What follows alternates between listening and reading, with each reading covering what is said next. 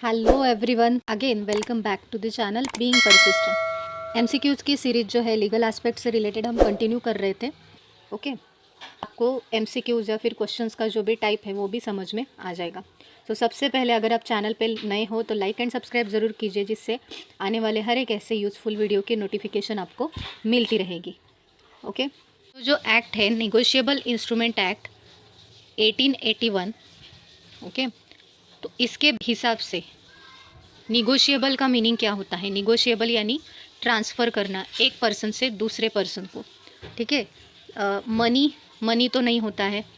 हाँ, ये हो सकता है कि आप जो इंस्ट्रूमेंट है, मतलब उस इंस्ट्रूमेंट में जो अमाउंट लिखी है उस इंस्ट्रूमेंट को आप ट्रांसफ़र कर सकते हो, बट टोटली मनी आप नहीं ट्रांसफ़र कर सकते हैं। यहाँ पे हमारा जो राइट आंसर है वो है ट्रांसफरेबल। कैन बी पास्ड और बार्गेनिंग, नो। बार्गेनिंग ये मीनिंग नहीं होता है इसका, हम किसी भी तरह का बार्गेनिंग को जो है निगोशिएबल नहीं मानते हैं। यहाँ पे ट्रांसफरेबल ये इसका करेक्ट मीनिंग है। सेकंड है the term negotiable instrument is, जो निगोशिएबल इंस्ट्रूमेंट की टर्म है उसका मतलब क्या, कि a written document that transfers the value in it from one person to another, written document entitled on an individual by delivery और endorsement, written document entitled on person to receive money, या all of the above.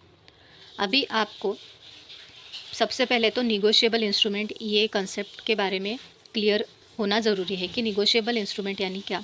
कि for example ये इसमें इस act के under ना तीन negotiable instruments आते हैं। कौन से हैं वो? चेक है, बिल ऑफ एक्सचेंज है एंड प्रॉमिसरी नोट है। ये तीनों किस लिए यूज़ किए जाते हैं?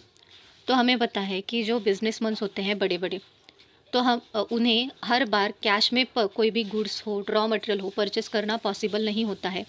तो वो क्या करते हैं कि क्रेडिट पे वो परचेस करते हैं एंड बाद में उसकी जो अमाउंट है वो इन फ्यूचर मैच्योरिटी डेट पे वो देते हैं। तो इसके लिए उन्हें मतलब दोनों के पास कुछ ना कुछ प्रूफ होना चाहिए। तो कभी कभी हम चेक से पेमेंट करना प्रेफर करते हैं। क्यों? क्योंकि चेक का जो पेमेंट है वो एविडेंस या फिर प्रूफ रहता है, या फिर चेक का पेमेंट जो है वो सेफ़ रहता है। सेफ़ मोड ऑफ पेमेंट हम चेक को बोलते हैं।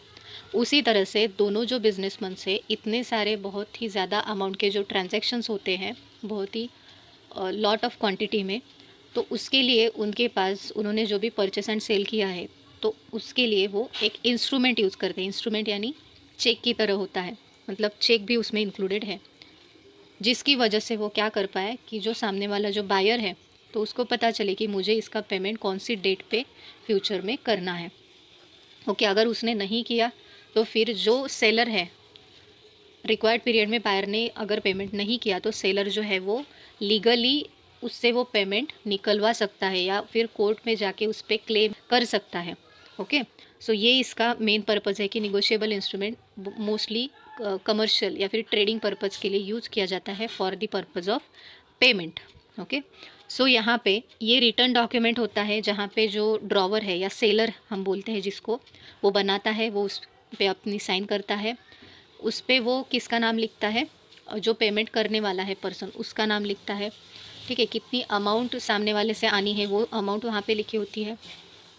तो ये रिटर्न डॉक्यूमेंट है that transfer the value in it from one person to another, मतलब एक पर्सन से दूसरी पर्सन को वैल्यू ट्रांसफ़र करने के लिए इस तरह का डॉक्यूमेंट हम यूज़ करते हैं। सेकंड है return document entitled on individual delivery और एंडोर्समेंट। मतलब क्या कि एक पर्सन से दूसरे पर्सन को, दूसरे से तीसरे को, इस तरह से।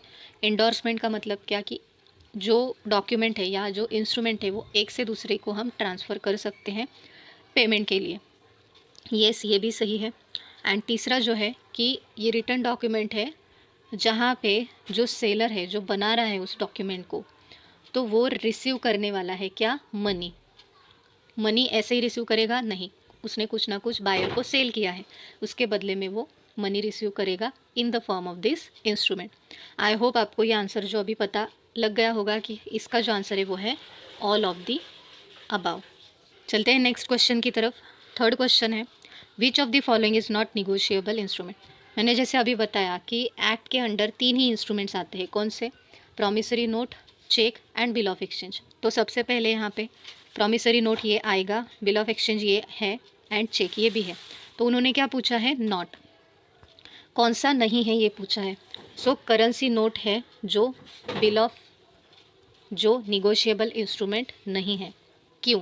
इसका जो आंसर है वो ये है कि करेंसी नोट ये निगोशिएबल इंस्ट्रूमेंट इसलिए नहीं है कि ये नोट जो है वो हम ट्रेडिंग के लिए यूज़ कर सकते हैं, but promissory note, bill of exchange and cheque ये जो है ये निगोशिएबल एक्ट के अंडर आते हैं।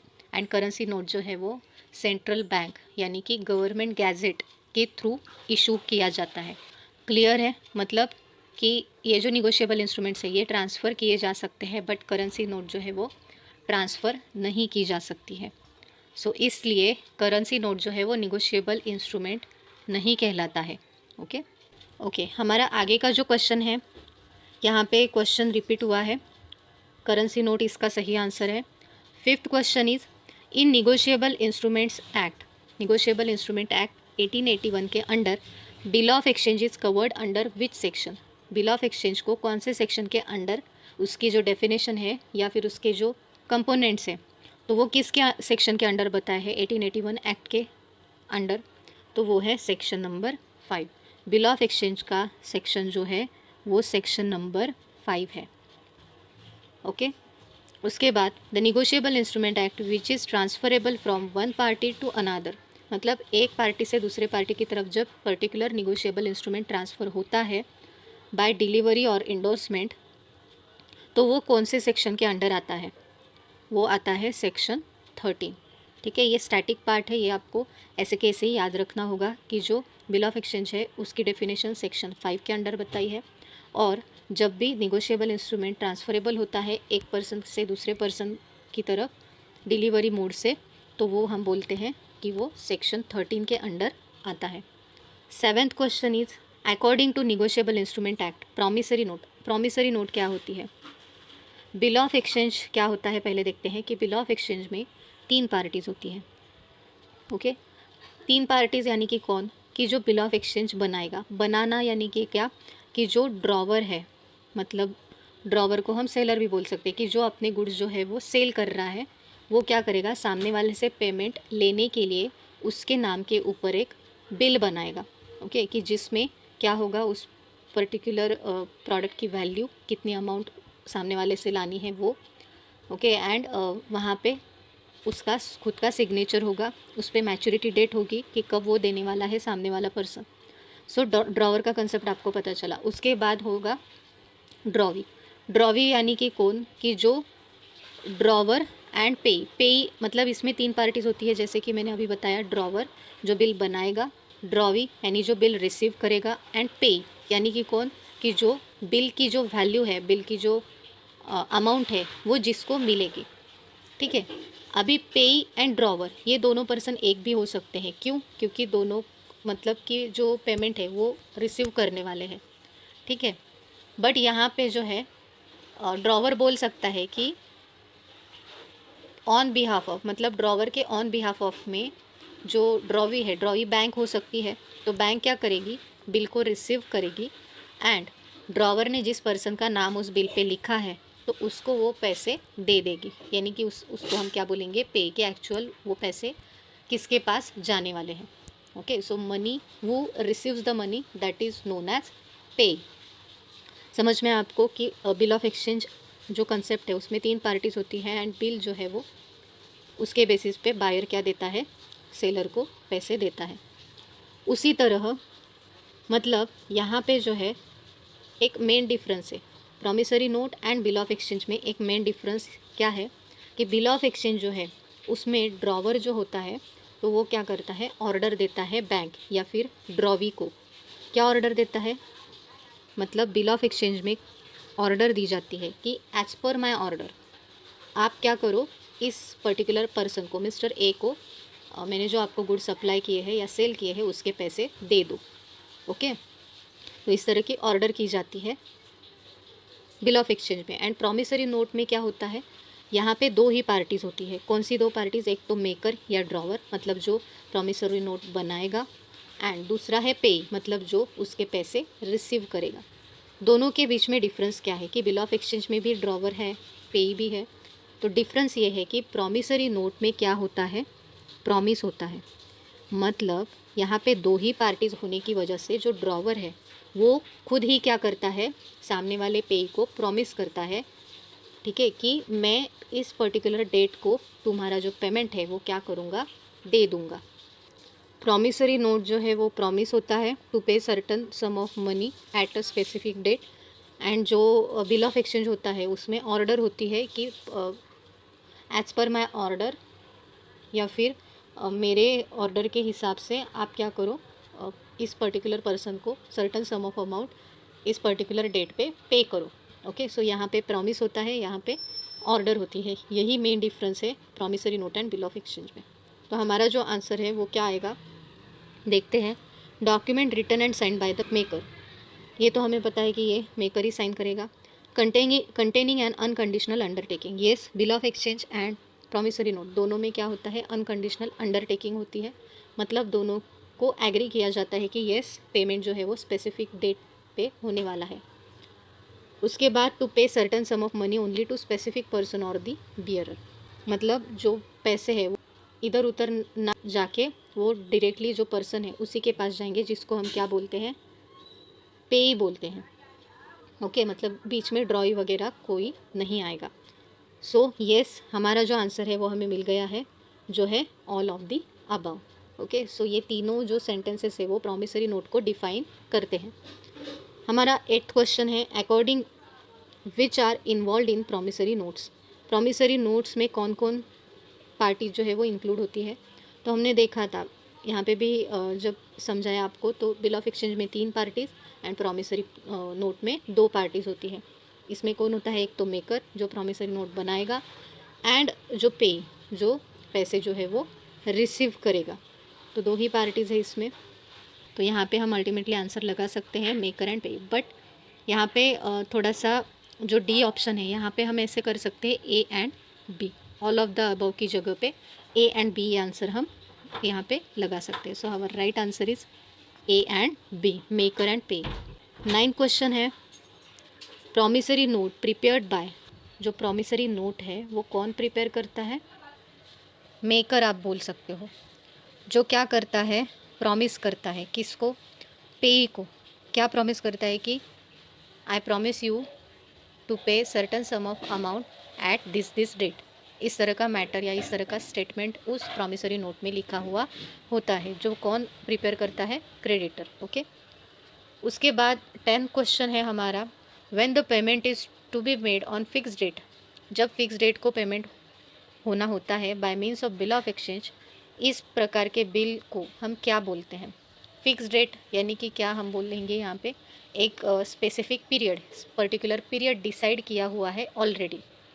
मतलब आप बोल सकते हो एक स्पेसिफिक टर्म डिसाइडेड है कि कब पेमेंट होना है, तो इसको हम बोलेंगे टर्म बिल। क्योंकि एक स्पेसिफिक टर्म कि 2019 से 2019, फॉर एग्ज़ाम्पल 2019 मार्च से 2019 मई तक, इतना टाइम पीरियड, ठीक है, इतना टाइम पीरियड दिया हुआ है। तो इस प्रकार के बिल को हम बोलते हैं टर्म बिल, जिसकी डेट पहले से ही फिक्स्ड है।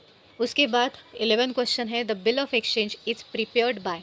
बिल ऑफ एक्सचेंज जो है वो कौन प्रिपेयर करता है, क्रेडिटर, डेटर, श्योरिटी या बायर। बायर तो यहाँ पे करेगा ही नहीं, क्यों, क्योंकि वो बायर जो है उसने क्या किए हैं, गुड्स परचेस किए हैं, तो वो बिल क्यों प्रिपेयर करेगा, वो तो पैसे देगा। बट पैसे किसके बेसिस पे देगा, कि जब सेलर उसको क्या करने वाला है, बिल और उसके ऊपर अमाउंट जो है वो लिख के देने वाला है कि इतनी अमाउंट बायर को उसे पे करनी है, तो बायर नहीं आएगा। श्योरिटी, श्योरिटी मतलब कौन, कि जो गारंटी लेता है स्पेसिफिक लॉस की, तो ये इसका कुछ सवाल ही नहीं है इसमें। डेटर, यस, यहाँ पे बिल ऑफ एक्सचेंज जो है वो कौन बनाने वाला है, डेटर, यानी कि कौन, यहाँ पे सेलर।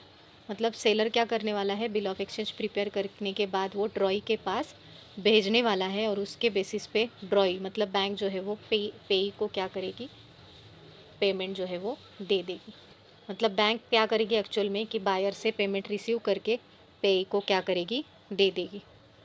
ओके, सो हमारा राइट आंसर यहाँ पे है the debtor. So today's last question is, which of the following is the characteristic of negotiable instrument. Negotiable instrument का फीचर कौन सा है, नीचे दिए गए ऑप्शन में से।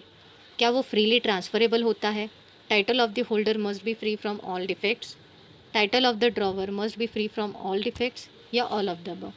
तो यहाँ पे जो है अगर देखा जाए तो निगोशिएबल इंस्ट्रूमेंट जो है वो क्या होना चाहिए, एकदम सिस्टमेटिक वे से लिखा होना चाहिए, लीगल फॉर्म में होना चाहिए, और उसके ऊपर मतलब कि जो इंस्ट्रूमेंट है वो कहीं से चोरी किया हुआ नहीं होना चाहिए। मतलब फ्री फ्रॉम ऑल डिफेक्ट्स जो है, इसका मीनिंग ये है कि वहाँ वो कहाँ से भी चोरी किया हुआ नहीं चाहिए। मतलब जो होल्डर जिसके पास वो है तो उसका जो टाइटल है वो फ्री फ्रॉम ऑल डिफेक्ट्स होना चाहिए। मतलब उसने वहाँ किसी से भी चोरी किया हुआ नहीं चाहिए, तभी वो स्पेसिफिक अमाउंट जो है वो रिसीव कर पाएगा। फ्रीली ट्रांसफरेबल होता है, ये हमने पहले ही सीखा था कि yes negotiable instrument is freely transferable, because negotiable का मीनिंग ही है ट्रांसफरेबल। एंड सी इज़ जो ड्रॉवर है, मतलब जो बिल ऑफ एक्सचेंज बना रहा है, तो वो भी क्या हो कि एक पर्टिकुलर सेलर हो जिसने सच में रॉ मटेरियल जो है वो बेचा है, और वो ऐसे ही जो बिल है वो ना बना रहा हो। ठीक है, so free from all defects मतलब कि जितने वैल्यू का उसने रॉ मटेरियल बेचा है, जितनी उसकी क्वांटिटी है, उसी के हिसाब से उसने अमाउंट अपने बिल ऑफ एक्सचेंज में लिखनी चाहिए, और वो जो है बिल ऑफ एक्सचेंज वो साइन करके ड्रॉवी को भेजना चाहिए। सो येस, हमारा जो राइट आंसर है वो है ऑल ऑफ दी अबाव। ये सारे फीचर्स हैं निगोशिएबल इंस्ट्रूमेंट के। ओके, सो सबसे पहले हम देखते हैं कि निगोशिएबल इंस्ट्रूमेंट के अलग अलग टाइप्स हैं, वो कौन से हैं। निगोशिएबल इंस्ट्रूमेंट के अंडर मतलब जो एक्ट है 1881, उस एक्ट के अंडर ये 3 आते हैं, promissory note, bill of exchange and cheque. Promissory note जो है वो सेक्शन 4 में आता है, एक्ट के सेक्शन 4 में। बिल ऑफ एक्सचेंज जो है वो सेक्शन 5 में आता है या 5 आता है, एंड चेक जो है वो सेक्शन 6 में आता है। तो ये जो सेक्शंस है वो भी एग्जाम्स में पूछे जाते हैं। उसके बाद निगोशिएबल इंस्ट्रूमेंट बाय यूसेज, मतलब यूसेज यानी कि क्या कि जो ट्रेडर्स है तो वो किस पर्पज़ के लिए उस इंस्ट्रूमेंट का इस्तेमाल कर रहे हैं। अभी अगर हम देखें गवर्नमेंट प्रॉमिसरी नोट, तो ये सिर्फ कौन इस्तेमाल करेगा, गवर्नमेंट इस्तेमाल करेगा for their payment transactions. Dividend warrant ये भी एक निगोशिएबल इंस्ट्रूमेंट ही है, बट वो 1881 एक्ट के अंडर नहीं आता है या नहीं कंसिडर किया जाता। डिविडेंड वारंट ये किसको दिया जाता है कि जो भी शेयर होल्डर्स हैं, ओके, तो उनको क्या मिलता है, डिविडेंड मिलता है। तो डिविडेंड उनको मिला है, ये उनको किससे पता चलता है, डिविडेंड वारंट से, कि कितने नंबर ऑफ़ शेयर्स उन्होंने परचेस किए थे, उसकी वैल्यू क्या थी, एंड उसके बेसिस पे उनको कितना डिविडेंड मिला है for particular year. So dividend warrant ये भी निगोशिएबल है। फॉर एग्जांपल अभी पर्टिकुलर शेयर होल्डर है कंपनी का, उसने अगर अपने शेयर जो है वो दूसरे मेंबर को ट्रांसफ़र कर दिए, तो ऑब्वियसली वो अपना जो डिविडेंड वारंट है वो भी किसको ट्रांसफ़र करेगा, उस जो नया मेंबर बना है या नया शेयर होल्डर जो बना है उसको ट्रांसफ़र करेगा। तो ये भी निगोशिएबल इंस्ट्रूमेंट ही है, बट ये एक्ट के अंडर कंसिडर नहीं किया जाता। शेयर वारंट यह भी उसी प्रकार का है कि ये भी एक पर्सन से दूसरी पर्सन को ट्रांसफ़र किया जा सकता है। उसके बाद बियरर डिबेंचर्स। बियरर मतलब क्या कि जैसे चेक, फॉर एग्जांपल चेक का लेते हैं कि जो बियरर चेक होता है तो जिस पे किसी का भी नाम लिखा नहीं होता, तो वो कोई भी जाके बैंक में से कैश ले सकता है। उसी तरह से बियरर डिबेंचर यानी कि क्या कि जब भी ये जो डिबेंचर्स है तो इस पे डिबेंचर होल्डर का नाम लिखा नहीं होता है, तो वो इजीली ट्रांसफरेबल होते हैं। जिसको वो जाएंगे, जिसके पास वो जाएंगे तो वो उसका क्या बनेगा, मालक बनेगा, यानी उसके ऊपर जो भी इंटरेस्ट मिलेगा तो वो उस नए डिबेंचर होल्डर को मिलेगा जिसका नाम उस पर नहीं है। ओके, सो बियरर यानी कि जिनका भी नाम उस डिबेंचर्स पे लिखा नहीं है, या सो इस तरह के जो इंस्ट्रूमेंट्स हैं तो वो 1881 के एक्ट के अंडर नहीं आते हैं, ये हमने देखा। सो आई होप आपको आज का जो वीडियो है वो अच्छा लगा होगा, एंड इसी तरह के वीडियोस MCQs या फिर अलग अलग टॉपिक्स पे आपको वीडियो चाहिए हो तो ज़रूर कमेंट्स में टॉपिक्स का नाम मेंशन कीजिए। एंड अगर आपने चैनल को अभी तक सब्सक्राइब नहीं किया है तो ज़रूर सब्सक्राइब कीजिए, दोस्तों के साथ शेयर कीजिए, जिससे उनको भी इस तरह के यूज़फुल वीडियोज़ की नोटिफिकेशन मिल पाएगी। ओके, सो तब तक के लिए thank you so much for watching and take care of yourself.